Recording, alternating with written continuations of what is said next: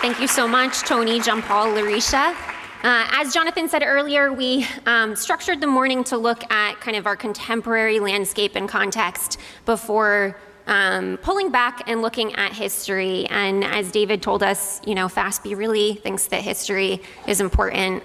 We think it's an incredible premise that can shake us up and can be instructive, help us to learn about ourselves and the world that we live in. But we also believe that has to be done with a lot of complexity, nuance, and sophistication. And it is my pleasure to be able to introduce the person who is just the man for the job to lend that to our exploration of history, Torsten Wagner, who is FASB's principal scholar. Torsten.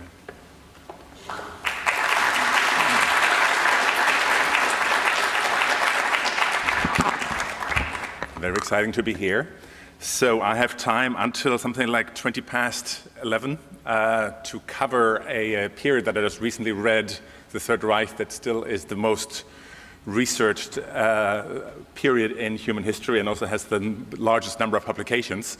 So obviously it's a huge topic, but what I will try to present to you is, or to think with you about, is what role did faith, Christianity, churches, clerics play in the so-called Third Reich. Perhaps just making sure that we're on the same page. When we talk about Germany 33-45, we're talking about a setting where about 2/3 of the Christian population, which is the vast majority, around 94-95%, 2/3 are Protestant, and 1/3 is Catholic. I'm not going to bore you with more details, but just to have that you have a broad picture there. I will also say that whoever came up with the timing of this, not only in terms of where we are politically, but also in terms of the date, I think did very well. This is a very special day, and I'll get to that in a moment, also why this makes so much sense that we're talking about this today. So that is a cliffhanger for you. We'll get there in a moment. That whole area is very much also a area where that clearly has been under-researched, in spite of what I just said earlier, until about a generation ago. In the late 90s, early 2000s, we can start to see more scholars actually thinking in more complex ways, researching what the relationship between Christianity and Nazism was. So because of people like Manfred Geilos, Doris Bergen, Richard Steigman-Gall, Confino, Alan Confino, Bob Eriks, many others, now we have a better understanding, of course, of this field to some degree. But as I said, and that will be a little bit like a provocation at the beginning, Germany, also Nazi Germany, was a Christian country. Germany's army was a Christian army. And I think that's the important starting point, as much as I hope this is provocative for you to think about. Here are the 5 topics that I'm going to try to touch.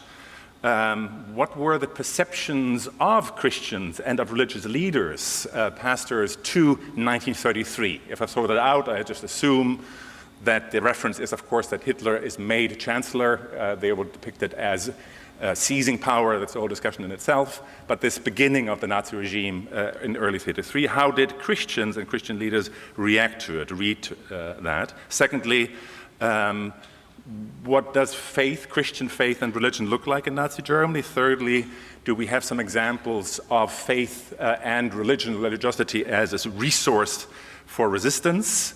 What were, on the other hand, the paths to complicity, and perhaps, if time allows, looking a little bit about post-war, post-45, post-Nazi reckonings, what that looked like. So that's the path for the next 3 hours, and I think the most important place that I want to start is just to, again, articulate how there is a very convenient narrative, and that is that with the Nazis coming to power, the faithful have come under attack from a confrontative anti-Christian regime, and now we have to defend ourselves courageously, rejecting and obstructing its flawed policies. Right? That feels warm, that feels good. It just has the small problem that it's wrong. And when we look at the sources and the pastors that talk about that, it's not coincidental that we have a guy called Bruno Marquardt who on New Year's Day of December 31st still, talks about the year 33, he describes it as a year of greatness, and he talks about how heroism and honor has been reestablished, and that one voice is very representative of a lot of Christian reactions. Large segments of society, Christian society, were embracing and celebrating 33 as a turnaround, a turning point from a godless republic, from a Jew republic, to the dawn of a new era of faith. There is a widespread euphoric enthusiasm in religious milieus, eyeing a chance for re-Christianizing Germany. There's a massive, and that is actually the weird term that probably is the most appropriate, sense of religious revival. People are coming back to God, back to Jesus, back to the church. This is our moment. And this, of course, has a lot to do with what Weimar meant. I just hope that most of you in the room are aware of that when I throw that word out, I'm talking about the phase of having a republic, the phase of having a democracy in Germany between the end of World War I and the beginnings of the Nazi regime, right? So 1918-19 to 1933. And what Christians and religious leaders saw at that point of time was dwindling membership in churches, an estrangement from the churches, especially from younger men. Me as a cleric having less of a moral voice in public, not having as much of an ethical political authority anymore. There's this sense of diminishing respect for clerics. There is this annoying insistence on the separation of politics and faith. So what is really central is that there's this so-called 1933 Erlebnis. I've been told that theologians know German. So Erlebnis really, of course, means this kind of experience, right? This is a enthusiastic and thrilling experience of finally godlessness being pushed back. So many of these problems seem to be solved. What I said now is more true for the Protestant context, but not completely wrong for the Catholic context either. And I'll get to some degree into these differences in a moment. The most emblematic moment, and I could have added that, but it's such an image that many of us will have on our screens even, is of course the so-called Day of Potsdam, right? Which is the first day after the elections in March 1933, where we actually have Hitler shaking the hands of President Hindenburg, which really not only is the marriage of the old conservative values and the new Nazi regime, of the old guy from World War I and then the new Führer, but it's also, of course, the getting wedded, the marriage of the old Christian values and the new regime, right? So in many ways, this Day of Potsdam is very crucial. And as far as I know, it's also the only day that we have Hitler speaking, giving a sermon in a church, right? He speaks in the Garnison church that day, and many of the other leaders of the Nazi party go into the to church that morning. We have many other examples. The bishop of the region, Dibelius, gives his blessings to the new regime. Now, the interesting thing is that all of this, of course, happens on March 21st, 1933, which is the day that one of the first concentration camps in Oranienburg opens at the same time, right? So that's, of course, the simultaneity that happens there. A bishop will bless the new regime that just opened a concentration camp, right? That's the setting that we're talking about in that situation. So what happened? What are the consequences? We see that this blood loss of people seeping out of the churches and not being members anymore is stopped in 33. We can see that Christianity as a school subject is reintroduced in state schools. There's a flood of publications that celebrate this new religious moment. There are I wasn't fully aware of that, but when I did a little bit more research, I looked into it. There were mass baptisms throughout spring and summer of 33, mass weddings in churches. There's a real thrill that finally Christianity rules again. Right? That's, of course, the sense, and people are enthusiastic also on the individual level, kind of flocking into these contexts. It happens also to be Luther's 450th anniversary, and there are big birthday celebrations with very strong political undertones as well, which, of course, for many of you, you understand why Luther really fits into a certain kind of context there, of course. So, we can see an interesting phenomenon here in terms of thinking a little bit about the role of faith and religion and the Nazi regime in this context. And I think it's important to, again, say, of course, there is a tempting narrative, which is binary, right? You have to pick between Hitler and God. We have a massive threat of a neo-pagan, völkisch, ethnocentric, nationalist religiosity that is supported by the state, while Christians have to choose whom to be loyal to, either to God or to Hitler. Now, the problem is that very often comes with a whole series of distractions. People will sell a perception of the Nazi years as being a-religious or anti-religious. People get all zoomed in on the occult or esoteric strands that led to Nazism. People will talk about how there were barracks of priests at Dachau, who, of course, were victims there. Or people will describe Dahlem, the Protestant Lutheran church and the suburbs of southwest suburbs of Berlin, as this kind of cradle and powerful pillar of anti-Nazi, anti-regime resistance.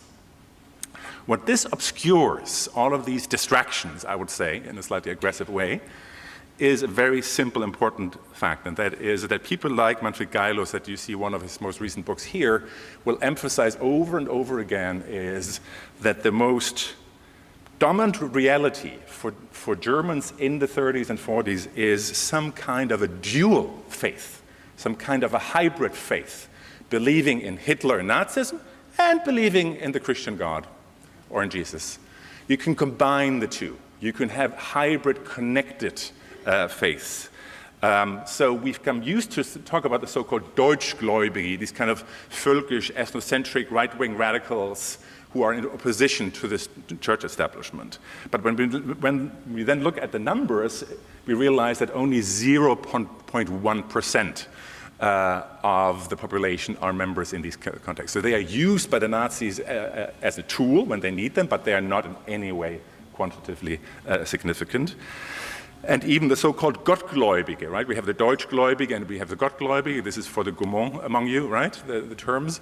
We have the so-called Gottgläubige, which are people who also distance themselves from a kind of classical Christianity, but they do not build their own institutional structures and live their religious practice within the structures of the Nazi state and the party. But even that is never going beyond 5 to 10%.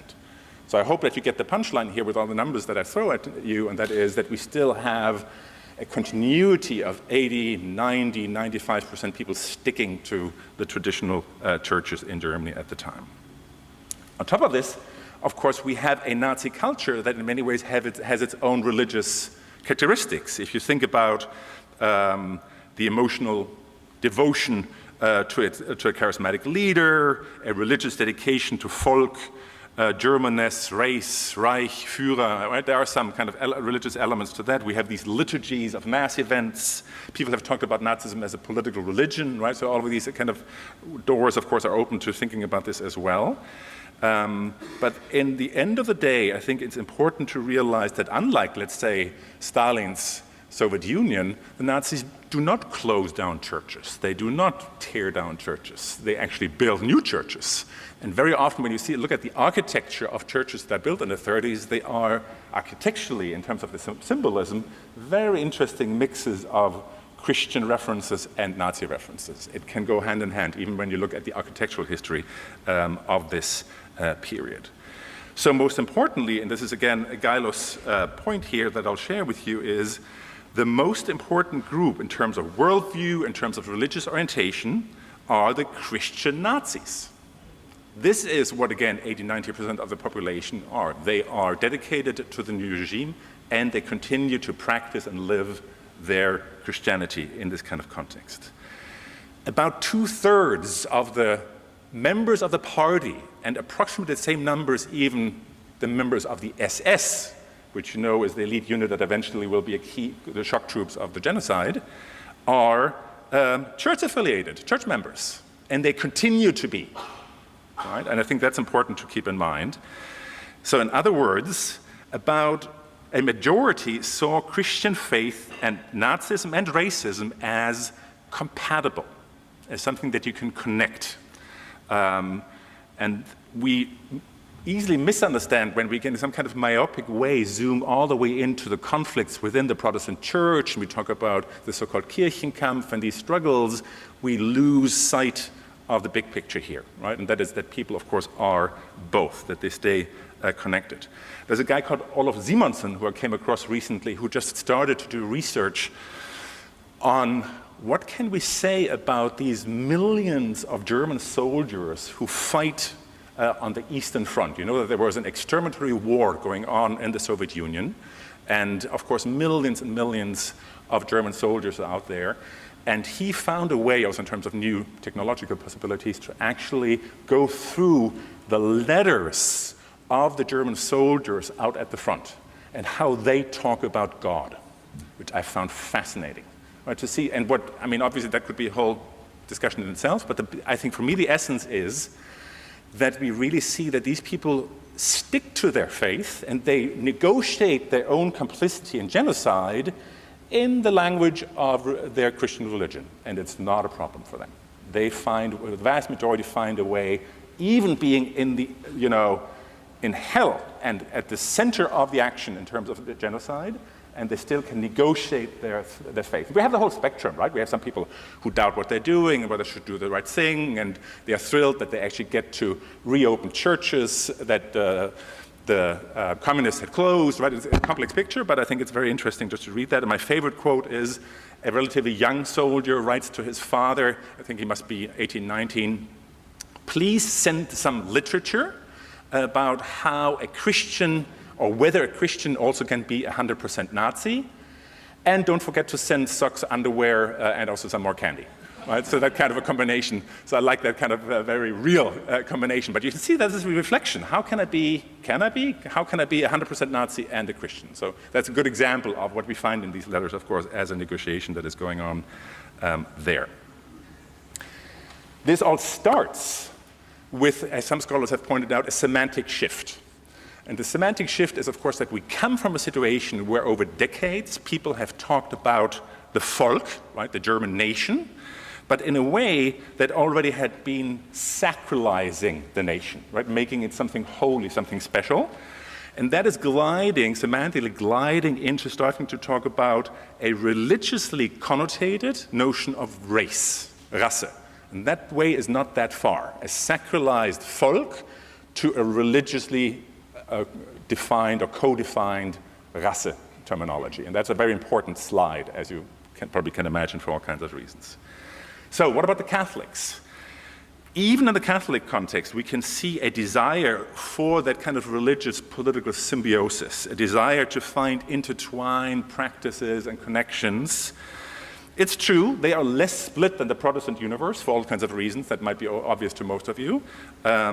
And at least they have the chance, or manage in 37, to come with a relatively clear positioning with the encyclica called Mit brennender Sorge, which I think actually was published in German, if I'm not mistaken, right, with burning concern, or whatever you want to consider. So there is comparably a clearer voice of a more critical perspective. But what, of course, is important is we can get carried away by these differences and by the difference about the Catholic Church and the connection that is, of course, less nationalist, et cetera, et cetera.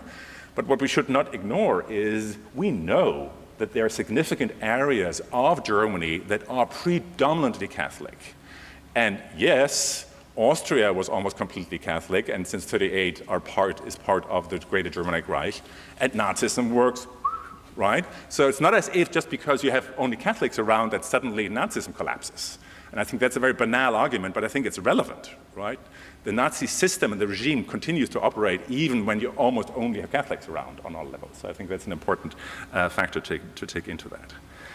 Now, older generations of scholars have already pointed out how traditions of anti-Judaism in some ways provided the cohesive element for some of these aspects here, connecting somewhat incongruent worldviews. And obviously some of you might have already thought about Saul Friedlander and his important work when he describes what is so specific about the crimes and the mass crimes that we see in the early 40s as redemptive anti-Semitism. I don't know if you're familiar with that term, right? And you can already hear the religious concept of it. That is what makes that whole genocidal project against European Jewry so specific, this idea that we will save the world by getting rid of the Jews. That's where he gets into this redemptive or redemption aspect, of course, to it. But in many ways, for me at least, it was really Alan Confino who drove it home that we need to think even harder about the connections between these different strands, and also the role for having this kind of the role of Christianity and Christians in this kind of authoritarian and then of course also genocidal regime. Confino, his two books, he passed away I think about a year ago, but too young, but two books of the 2010s, I think 11 and 2014, really have established that work. In many ways, people have criticized him that he's mainly synthesizing existing scholarship and that there's not much speculation in there. So I'm admitting that his book is not without controversy. I still find it very stimulating to think about some of these different aspects, because he dares to ask, why did this hybridity work that well? Did in the end many Germans find ways to commingle racial and religious sentiments? And that, of course, really brings us to today. Did anybody pick up on what I was referencing earlier? What happened today, 87 years ago, yesterday evening, and today, 87 years ago, was what later in the German public was called Reichskristallnacht, the pogrom against German Jews, the destruction of more than 1,400 synagogues, and very often the emptying of the interior of synagogues and the pulling out of Torah scrolls, hanging them down from windows, tearing them into parts, having them on the streets, having the children bike on them, people walking over them, pulling them down from the rooftops of the synagogues, and first and foremost burning them. The Nazis burned the Bible.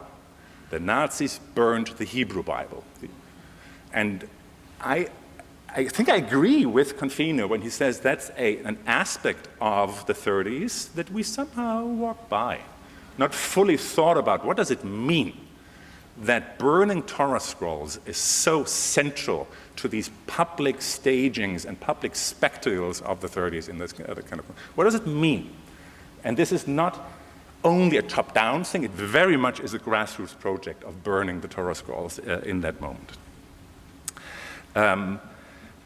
What if the distinction between the old anti-Judaism that we know has centuries of history, of course, and the new racist forms of anti-Semitism, what if that distinction that we all have studied and learned when we were undergrads is not so clear, is not that fine distinction and sharp line?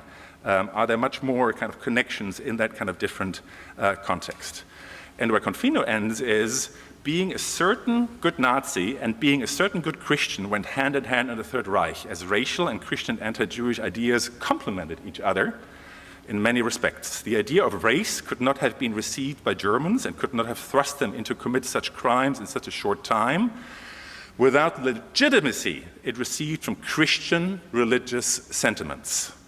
If Germans supported Nazism, it is also because it allowed them to remain a certain kind of Christians while becoming a new kind of Germans as Nazis. So this really, I think, articulates it very specifically, which of course means, many of you have seen this in Holocaust museums and other places, but did you notice that what Jakob Spier here is told to do? He's a medical student, this is in Marburg, we are still in August 1933, so there's this accusation that he's had sex or relationship with a quote-unquote Aryan girl, but what does he carry around? It says, ich habe ein Christenmädchen geschändet. I've defiled a Christian girl. It doesn't say Aryan, right? And we have both. It's not as if it's the only one, but it's of course indicative that there is a reference back to the Christian character here, and we have many of these kind of different examples. So this might lead to the point that we need to move from the concept of hybridity, which is, I think, still very helpful, to the notion of commingling of the religious and the racist component here, from a notion of regime ambivalence towards Christianity to realizing that the core of the Nazi project and its authoritarian regime is the extirpation of the Jews and of Judaism from German culture and identity, which includes the nation, which includes Christianity in this kind of context. Acknowledging that the Nazis all the time said race, but still defined in a primarily religious terms, and often tended to mean nation. Right? They say race, use religious categories, and very often mean nation. And why? We can see how are the Nuremberg laws operating? How do you define somebody who's Jewish? By looking at whether his or her grandparents were members of a synagogue community. Right? So you claim racial biology, but the realities on the administrative ground are about religion again. Right? And of course, that's an important factor that we can see in this kind of context.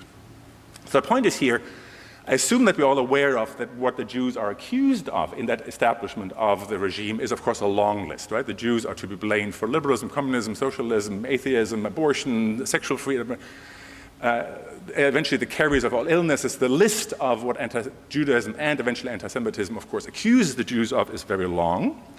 But in that context, of course, we have a very specific religious component. And this is actually from an unknown German city, but it says, wer den Juden kennt, kennt den Teufel. Who knows the Jew knows the devil. Right? So we have a lot of Christian religious references, of course, in these different notions. So what Confino does with this is he says Nazi Germans wanted to build a Nazi civilization, and for that matter, eventually a new European order, that was built on building a new German identity, operating with terms like Volk and Heimat, the ethnic nation and the homeland, and of course a new form of Christianity. But the problem was that the challenge was that Jews and Judaism were deeply connected with the origins of all of these. Do you get that? So at the origins of Christianity, you have Judaism. At the origins of Germany, you have a Jewish, non-Jewish relationship. At the origins of Europe, you have a presence of Jews and Jewish culture. So you need to go in there and cut that out. And his argument is that two things happened at the same time. That authoritarian violence we can see in the 30s, and by the way, he very much says we don't need to wait, and there's no direct line to Auschwitz, but a lot of that violence, a lot of that decontamination, this purification of Germany happens already in the 30s, symbolically and even in terms of violence at the time. He even says, in 39, the thing is done. On some level, the Jews are already gone in 39, and I'll get to that point in a moment. Right? So it's really an emphasis on how some of these dynamics happen in the 30s in terms of the radical agenda that is going on in this time. And he argues there are two different overlapping phases. We first fix the present with public spectacles of marginalizing and pushing out Jews from society that we live in. And then, and this is the crazy part that I find stimulating, then we fix the past. We'll write a new past. We'll go in and rewrite the relationship between us and Christianity, between Judaism and Christianity, and that is how we're going to solve it. And that's, of course, why the Torah scrolls can be burned in that economy. People don't say, oh, no, wait, this is part of our Bible too, and that's not where they're going, right? There's something else going on there. This is speculation to some degree. I'll be very explicit, and he has got a lot of flack for that, right? But I also think it's stimulating to think about what does it mean. At least he's asking a lot of good questions. Right, what this burning of the Torah scrolls means in this kind of a context. So the Jews are both. They are both a threat of rootlessness, the rootless cosmopolitans, and they're a threat because at the roots we are so intertwined with them that it's really hard to separate us from all these negative influences that we can see there. And his argument is, of course, Hitler doesn't speak so much about these kind of issues, right? Yes, he's present at the Nuremberg laws and a few times, but then there are years where he barely talks about the Jews. And then he speaks on January 30th, 1939. And again, in every second Holocaust museum, you'll probably have a clip of where he says, if the world Jewry will succeed in plunging us back into another war, remember the quote? Right? If world Jewry will succeed in plunging us into another war, it will not mean the end of Germany, it will mean the extermination of the Jewish race. Confino's point is, the important thing is not only that what Hitler says in that moment, but the reactions. Nobody looks aghast. Nobody is surprised. And Confino's argument is because it already was done. Right? It already had become accepted through these public acts and through the other processes in the course of the 30s in this kind of context. Now, that all being said, of course we also see other parts, right? We need to get a certain sense of the complexity of Germany in the 30s, and we of course have examples of powerful, beautiful cases where faith and religion are sources or resources of resistance. A beautiful example is for me the sermon that Helmut Gollwitzer, he's kind of left in Dahlem when Niemöller is arrested already, right?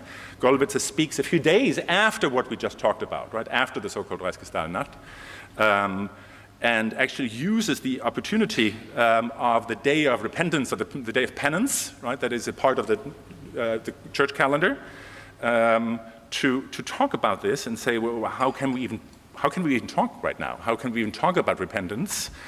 Now just outside this church, our neighbor is waiting for us in his need and lack of protection, disgraced, hungry, hunted, and driven by fear for his very existence. That is the one who's waiting to see if today this Christian congregation has really observed this National Day of Penance. Jesus Christ himself is waiting to see. It's very powerful. He does not mention the Jews, but it's hard not also to see that as part of the text, of course, in this concept. So in many ways, again, 87 years ago, the pogroms of 38 is a moment of truth. How does the church and how do clerics react to this at this moment? And we have pastors who address the pogrom in their next Sunday sermon or in this context on the day a few days later. We know the stories about Bernhard Lichtenberg, the Catholic priest, but also a less known Protestant priest by the name of Helmut Hesse, who are not only examples of pastors and priests who speak out against the violence and murder, but also pay the highest price, right? Who end up being beaten to death or killed as a consequence. So this is also involved with risks, which of course should not be belittled in that kind of context. Very important lay people, mostly women actually, end up being involved in help for the so-called Jewish Christians. Right? What do the churches do with all the people that racially were defined as Jews, but of course perhaps for decades had been practicing Christians in that context? Elisabeth Schmitz and Margrethe Sommer deserve to be mentioned in that kind of a context. But there's a problem here. And that is, of course, that looking at Lichtenberg and Bonhoeffer and all the other people in many ways, of course, also sets a bar that is so high that really is kind of distorting the whole picture in many ways. And as far as we know, there are 18,000 active pastors, Protestant pastors, in the moment. And the number I've come across is that 0.1% of the 18,000 mention the pogrom. Right? So yes, there are people who speak out against it from the pulpit, but it's a relatively small number. And after all, there are 45,000 trained theologians who, by and large, remain silent in a reaction to this. Von Galen, the famous Catholic bishop, later archbishop, does protest, but what he protests is the so-called euthanasia killings. That is his focus. The Protestant bishop, Theophil Wurm, embodied very much the preference of confidential memoranda. And he does it, right? He writes letters and he protests and he takes some risks, but again, he chooses not to go public.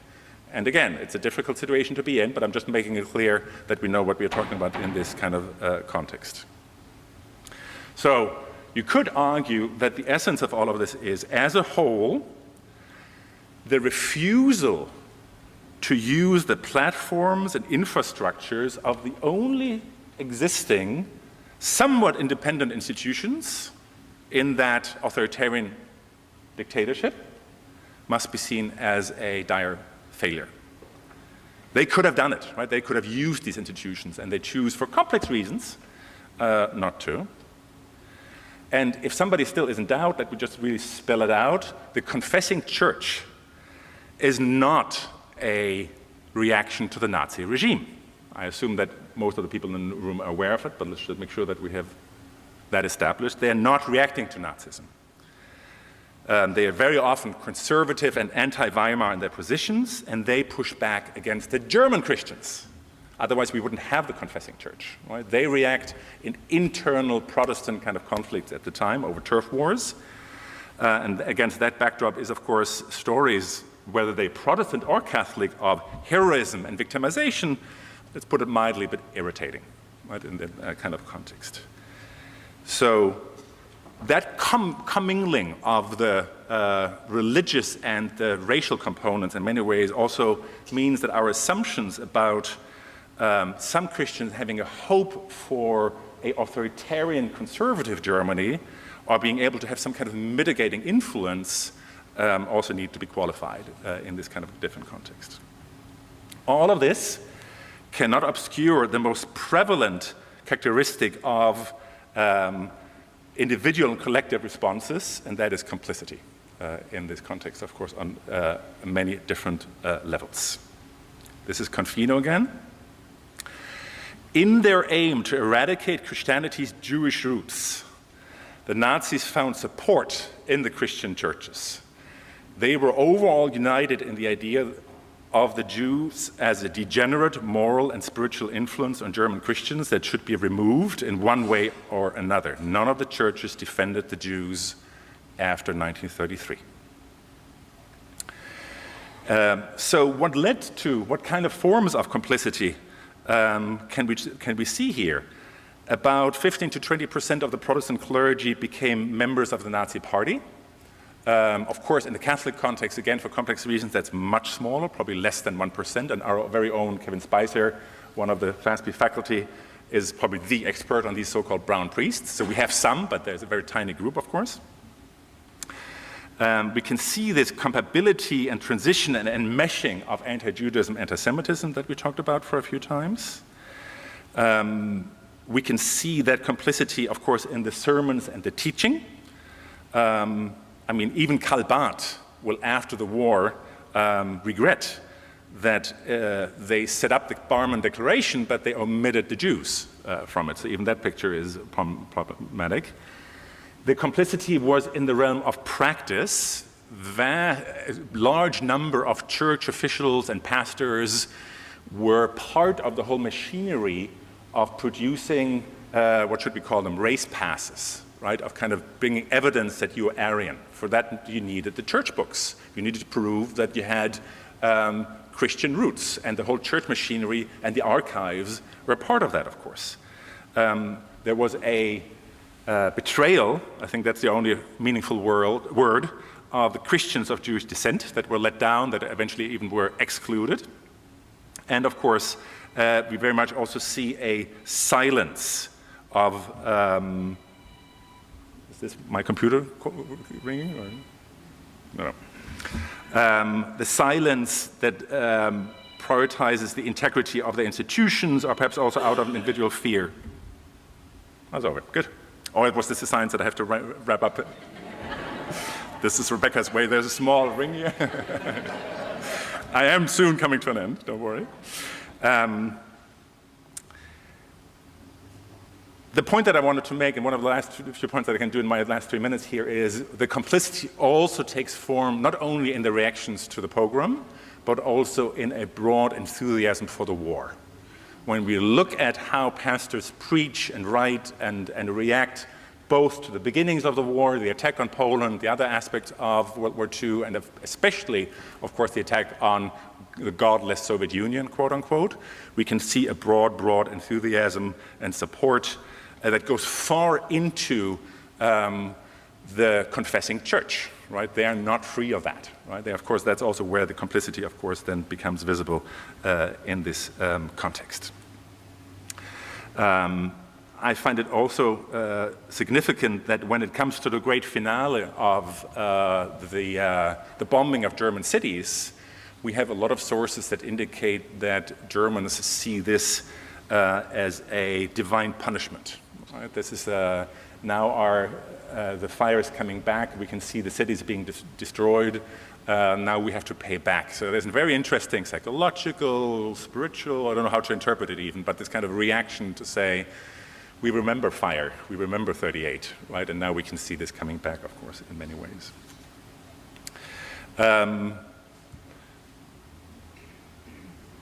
There is, of course, a whole aspect here where already liberal theologians like Adolf von Harnack or others in the decades before the Nazi period had argued for a full separation of Christianity from Judaism, or at least from the Old Testament. Sometimes the argument is theological, sometimes it clearly has racial undertones in this kind of context.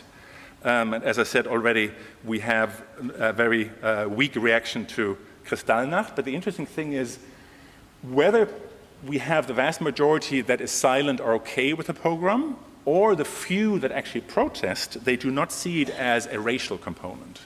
When we look at the reactions to the pogrom of 38, it's always the comments on the relationship between Nazism, Christianity, and Judaism. Right? That's the reading, independent of where you position yourself in that kind of a context.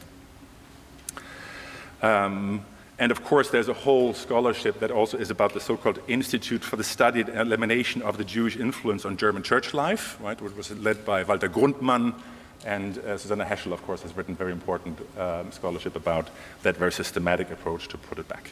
So I have 1-2 minutes to close. I'll just say, not only we are on the 87th anniversary exactly, right, and on this morning of November 10th, 1938, we have 50, 100, 200 members of the Jewish communities being paraded around German cities, right, and the Torah scrolls being burned. We are also just after the 80th anniversary of October 20th, which was the so-called Stuttgart Declaration, which of course, and I have it here on my slide, where the Protestant Church tries to react to that aspect of complicity, but also there even there are some shortcomings, and they mainly say, we of course hated the Nazis, we just didn't pray enough.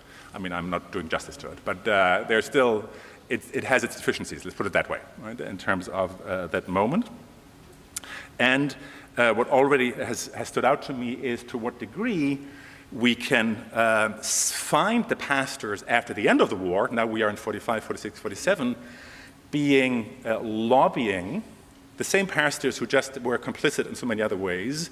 They're the ones who do their jobs as pastoral care for the perpetrators, for the top Nazis, when they are imprisoned and after the Nuremberg trials and other things. And not only they take care of them and so on, they also start to lobby in the public for being generous and letting them off the hook and getting them out of the prisons and so on.